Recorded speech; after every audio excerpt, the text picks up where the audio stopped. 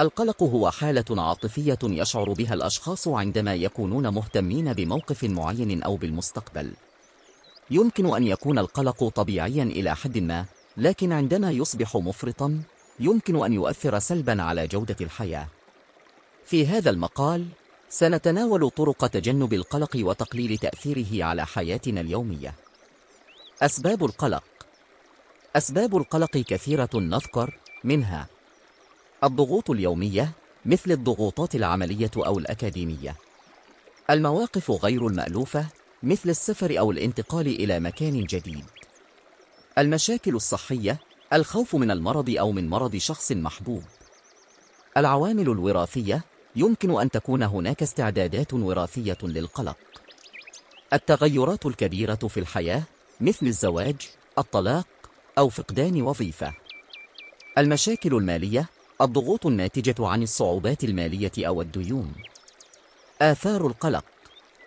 القلق المفرط يمكن أن يؤدي إلى الإجهاد الجسدي مثل الصداع، التوتر العضلي، والإرهاق، المشاكل النفسية مثل الاكتئاب، اضطرابات النوم، والتركيز المنخفض، التأثير على العلاقات الاجتماعية، يمكن أن يجعل الشخص أكثر انعزالا وعدم القدرة على التواصل بشكل فعال، التأثير على الأداء المهني، قد يؤدي القلق إلى تراجع في الأداء العملي والإنتاجية، الاعتماد على المواد، قد يلجأ بعض الأشخاص إلى الكحول أو المخدرات للتخفيف من القلق.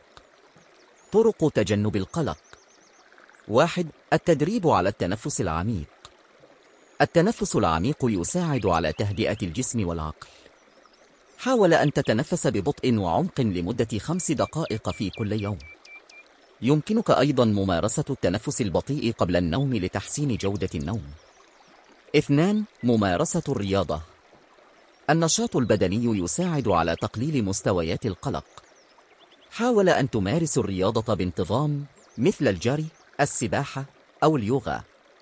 يمكن أن تكون الأنشطة الجماعية مثل كرة القدم أو الرقص مفيدة أيضا لتعزيز الشعور بالتواصل الاجتماعي. 3. تقنيات الاسترخاء.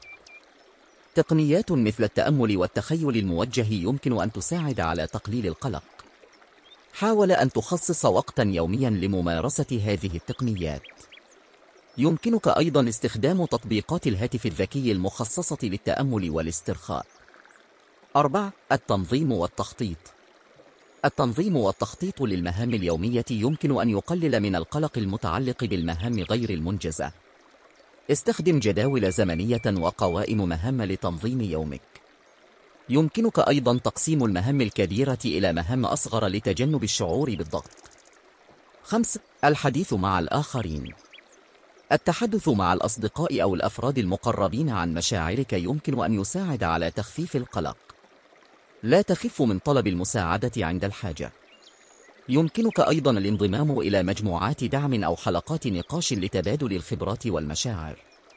6. طلب المساعدة المهنية. إذا كان القلق يؤثر بشكل كبير على حياتك، فقد يكون من المفيد طلب المساعدة من مختص نفسي. العلاج السلوكي المعرفي CBT هو أحد الطرق الفعالة لعلاج القلق.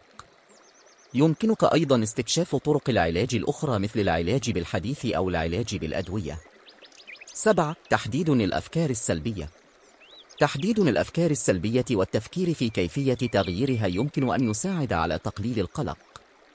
حاول أن تكتب الأفكار السلبية وتفكر في كيفية تحويلها إلى أفكار إيجابية.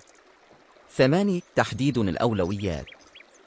تحديد الأولويات في حياتك يمكن أن يقلل من القلق المتعلق بالمهام غير المنجزة. حاول أن تركز على المهام الأكثر أهمية وترك المهام الأقل أهمية لوقت لاحق. 9. الراحة والاسترخاء. التأكد من أنك تأخذ وقتا للراحة والاسترخاء يمكن أن يقلل من القلق. حاول أن تخصص وقتا يوميا للاسترخاء، سواء كان ذلك بالقراءة، الاستماع إلى الموسيقى، أو مشاهدة فيلم. 10. تغذية صحية. التغذية الصحية يمكن أن تساعد على تقليل القلق. حاول أن تأكل وجبات متوازنة.